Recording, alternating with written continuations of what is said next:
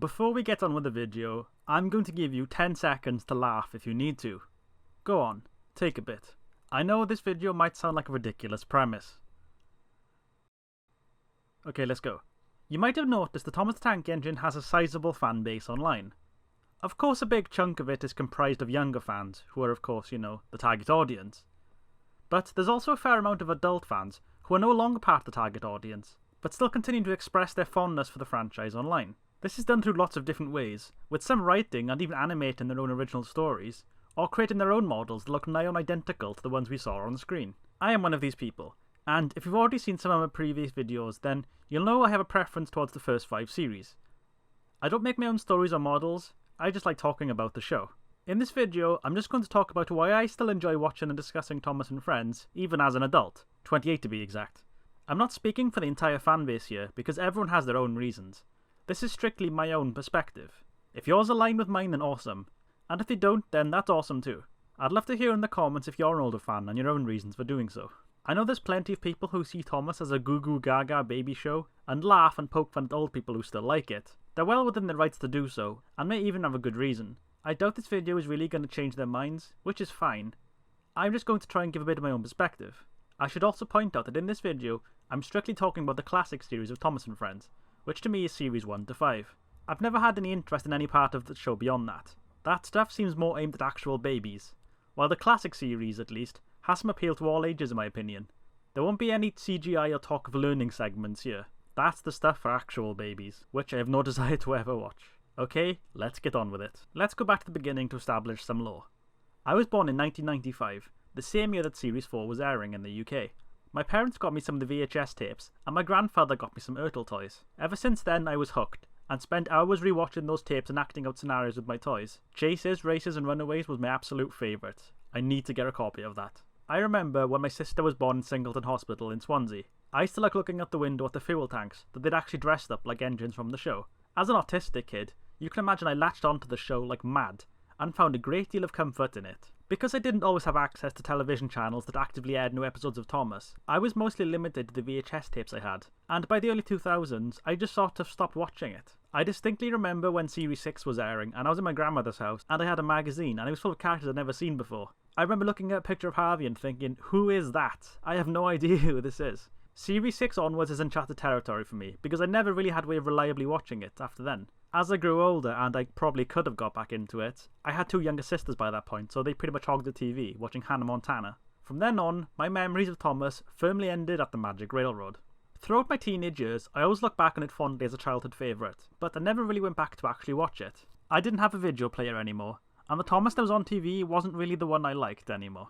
I was growing older and watching different things. Thomas was replaced by shows like Power Rangers and Dragon Ball Z. It wasn't until I was halfway through my 20s that I somehow wound up thinking about Thomas again, and I went on to find entire series uploads on YouTube. It became a comfort watch for me, something relaxing to put on, usually as background noise when I was going to sleep. It wasn't really something I'd sit there and watch like I could do with other shows, but it was always an easy pick in case I needed something to watch. That leads us to today. Here I am at 28 years old talking about the show to all of you. The big question is why?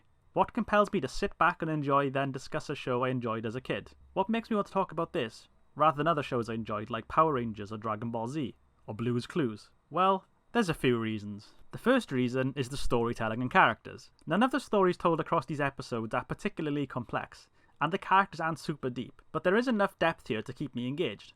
Unlike other children's shows, Thomas never really talked down to its audience or treated them like idiots. It just told the stories as they were happening, with no goo goo gaga baby talk. Audrey wrote his stories not only for the children, but for the poor adults who had to read them as bedtime stories, and this shines through even in the television adaptation. The stories did have messages and morals, but they were told naturally through the actions and consequences of the characters, rather than being spoon-fed to the audience at a climax. This is the best way to do it in my opinion.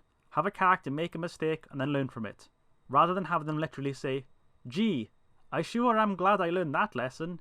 Next time I will make sure not to do that, but to do a good thing instead. I hope you're listening at home so you can learn too, kids." Though it's usually pretty light, there are sometimes themes and subject matter that are actually serious. Scrapping is probably the biggest one, as it's established as something the engines acknowledge and even fear. Even in this fictionalised ideal world of steam engines, the prospect of being scrapped is still very real, and this serves as a dual purpose of teaching kids gently about death, and also the practice of scrapping engines in real life. It never explicitly mentions such things as the beaching cut, but the ripples are still felt.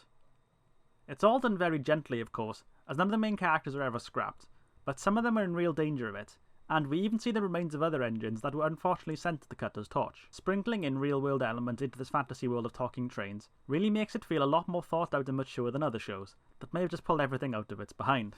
The characters are great, each having their own unique personality that keeps them fresh and fun to bounce off one another. There's a good variety of different body types, colours and faces, so they never really blend into each other, and you can easily pick out who's who. Just because they all work together doesn't mean they always get along, and they frequently bitter and chuck insults, which is always really fun to see. It's natural that not everyone will see eye to eye all the time, and the tension between characters helps them feel more realised and natural, rather than having everything feel hunky-dory sunshine and roses every second of the day. The next reason, which is honestly a big one, is that I think the production of the classic series is amazing. Honestly, the whole crew is firing on all cylinders here, and we could be here all day gushing over how awesome it is. I think that even if you're not a fan of the storytelling or characters, it's easy to appreciate Thomas & Friends purely from a model making and production perspective. The models themselves look brilliant. Each of them is well crafted with good attention to detail and accuracy to their basis. These look like the real deal, but painted more colourfully and of course with a face. The face plates are very varied and expressive, with plenty of different emotions that are just exaggerated enough. Some of them do look unintentionally horrific though. I mean, look at that. Look at that! The sets are really well made and detailed, and they only get better as the show progresses. There's plenty of buildings and equipment and natural scenery throughout to make it seem so much bigger than sets being filmed in a warehouse. Series 1 naturally has sets that are less detailed and a bit more plain than what comes after it, but it's still well done. The background behind the station area was especially impressive to me as a child. I thought it was an entire town they built. Fast forward a few years to Series 4, and they had absolutely mastered their craft into an art form, with visually stunning backgrounds and weather effects to complement them. The crew truly made Sodor feel like a living, breathing, working world, which is something that you just don't quite get when it's all computer generated. Okay, I said I wouldn't mention CGI, and I just did, so time to hit myself with a shoe. The accident scenes are usually exciting and not without consequence. Characters absolutely get put through the ringer, with spectacular crashes, sinking into water, nearly falling off cliffs, and even narrowly avoiding death. It's not at all squeaky clean, as we see the states they're in afterwards, looking all cracked and dirty with bits hanging off. This show is never shy about the dangers of working on a railway.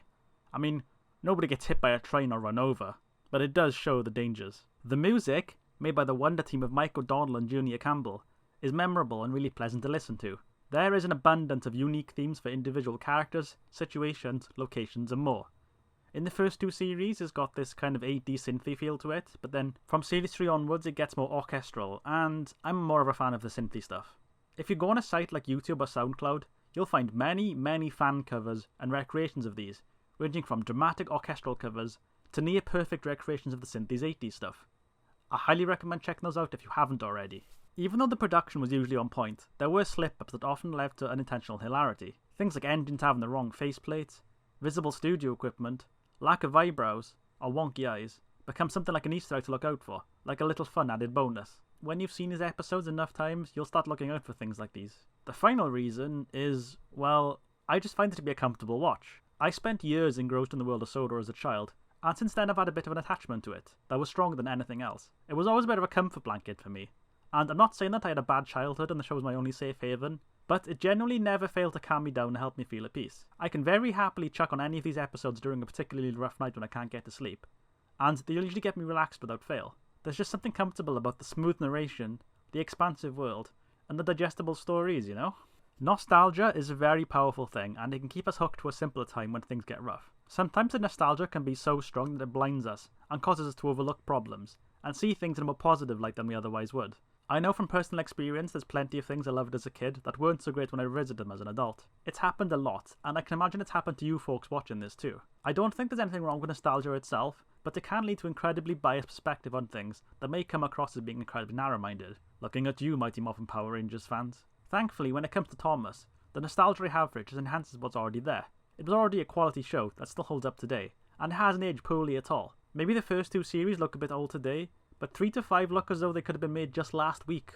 So if I had to put it simply after all of that, condensing my reasoning down, I still enjoy classic Thomas because its storytelling never talked down to me, it had very impressive production and artistic work that's well worth the praise regardless of the subject matter, and that I just find it relaxing and peaceful to watch. It may sound like I'm being driven by pure nostalgia to talk about and praise the show, and I won't deny that I am indeed very nostalgic about it, but I do genuinely think that the aspects of it I've spoken about are genuinely worth the praise and continued appreciation that I, and many others, have for it. Like I said at the start, I'm not expecting this to change anyone's minds on thinking it's ridiculous that anyone over the age of 10 would still like Thomas. It's just to give a bit of a perspective on why I personally like it, and still revisit it all these years later. The show may have lost my interest as it went along, but to me, those first 5 series would always be golden, and I'm more than happy to not only look back on them fondly, but also occasionally rewatch, and well, talk about on YouTube. Through the writing and production, this really did feel like a living, breathing world that still continues even when you're not watching it. When it comes to still being a fan of the franchise in an online sense, well, I tend to keep to myself for the most part. I say while making videos on it. I'm not really into making OCs or writing my own stories or anything like that. In fact, I don't really get involved with the fandom at all. I've had plenty of bad experiences in the past of getting deep into fandoms of franchises I like, and it never ends well. So I prefer to just upload my content in my own little cozy corner of YouTube, and interact with you lovely folks in the comments. I'm perfectly fine with just enjoying the show in my own time, and then talking about it when inspiration strikes me. I'm always happy to do collabs and stuff though if anyone's interested, but that's about as far as I'll go. There's a bit of a stigma towards adults enjoying content aimed at children, with some branding it as creepy or cringy or weird. I won't deny that there are those who might take things a bit too far, including this fanbase, but it is also worth noting that there are large amounts of those who may have learning difficulties and lack of social awareness, which can lead to them acting in certain ways and posting things that others may point and laugh at. It's the internet, so people are going to point and laugh anyway, but I just wanted to highlight that and say it's worth mentioning since I have autism myself. I've been there. When I first started making these videos, some of my friends thought that these videos were just taking the mick and having a laugh. But they were reasonable when I explained there was something I actually wanted to talk about. They don't really watch them because they're not interested, but they know I'm not joking. I don't think there's anything wrong with enjoying something aimed at a younger audience, and if it brings you joy while watching it, then that's great. Just don't expect 100% of the people you meet to be nice about it if you tell them. It sucks, but that's just the way it is sometimes. You shouldn't let it put you off or feel guilty for watching it though. Just enjoy it. So yeah, that's pretty much it. I hope I at least somewhat managed to explain myself and give you a good idea on why I, as a reasonably adjusted adult, still enjoy classic Thomas and Friends. For those of you who also enjoyed it as an adult, do your reasons align with mine, or do you still enjoy it for different reasons? Are you an adult who doesn't like it and clicked on this video purely for the sick fascination? Be sure to let me know in the comments because I'd love to hear from all of you.